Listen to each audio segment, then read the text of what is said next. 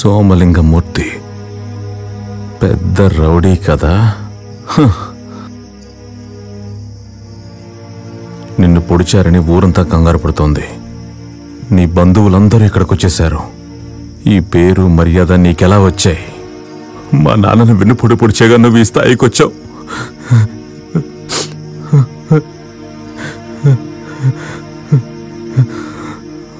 ఈ నిజం నాకు ముందే తెలుసుంటే ఊళ్ళో ఉన్న శత్రువుల్లో నేను నీకు ఒకడిని అయ్యేవాణ్ణి.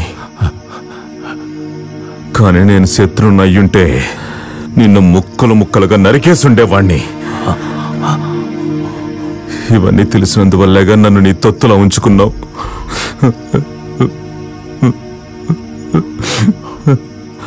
ఉప్పు తిన్న ఇంటికి ద్రోహం చేయకూడదని మా నాన్న నాకు చెప్పి పెంచాడు. ఇంతవరకు నీ మీద ఏగని వాళ్ళనిచ్చుంటానా? పోయా.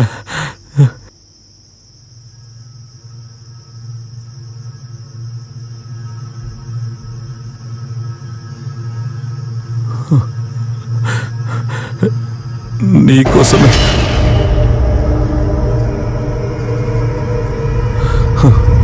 మా నాన్న ప్రాణాలు బలి తీసుకున్నా సరిపోలేదా నీకు? చంపు, నన్ను చంపు. ద్రోహం నీ రక్తం నిండా ఉంది. నిన్నిక వదిలిపెట్టకూడదు.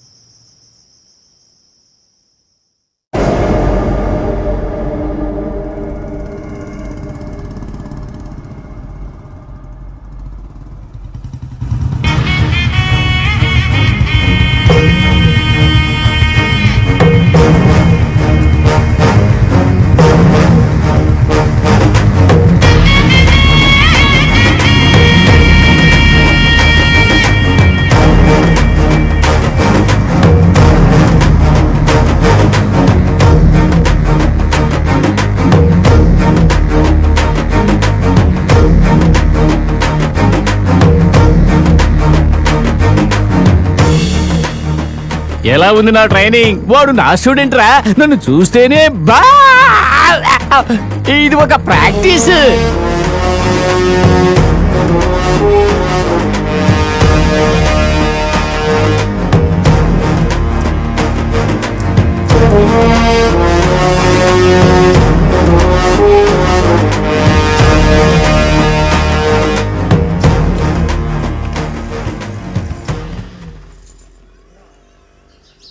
భోంచేసావా? ఏంటి తినలేదా? ఏయ్, నేను నిన్ను చేసుకున్నదే మా అమ్మను చూసుకుంటావని నువ్వు మాత్రం మింగుతావా? అమ్మ కన్నం పెట్టు. ఉండు, నీ సంగతి తర్వాత పెట్టుకుంటాను. ఊరికే అత్తయ్య.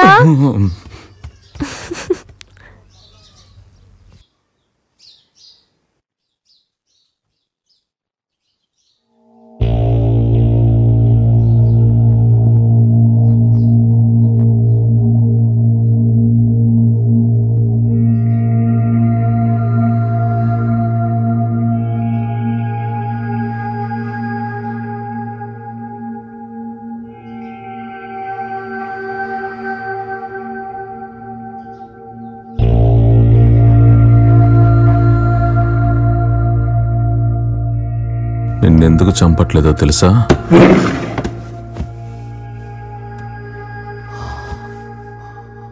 నిన్నేమైనా చేస్తే అమ్మతో సహా అందరి దృష్టిలో నేను ద్రోహినవుతాను. ఆ తర్వాత నువ్వు మంచుడు అవుతావు.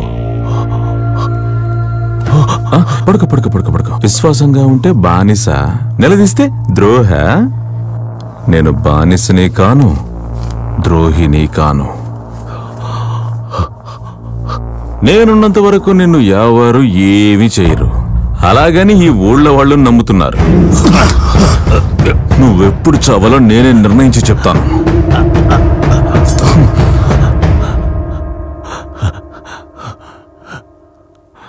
ఎందుకంటే నువ్వు నా ఎరా.